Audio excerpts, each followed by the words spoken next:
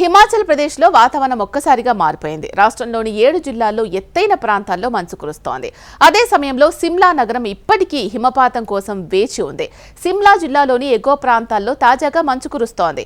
ఇళ్లు, చెట్లు, రోడ్లు నేలపై పూర్తిగా మంచు దుప్పటి పరిచినట్లుగా తెల్లగా మారిపోయింది.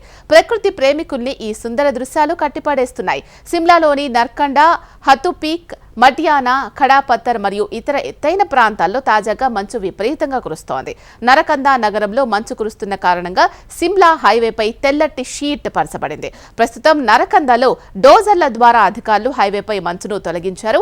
హిమపాతంతో రైతులు, తోటల పెంపకదారులు ఆనందాన్ని వ్యక్తం చేస్తున్నారు. చాలా కాలం తర్వాత వాతావరణం అనుకూలించింది. నిన్న రాత్రి మంచు కురిసిందని నరకందకు చెందిన హోటల్ వ్యాపారి విక్రాంత్ తెలిపారు. ఇప్పుడు పర్యాటకుల రాకపై అంచనాలు పెరిగాయి.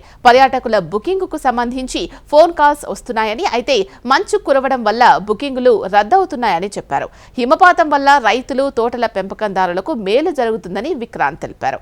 చాలా కాలంగా కరువు నెలకొంది. హతు శిఖరంలో కూడా మంచు కురిసిందని ఆయన చెప్పారు.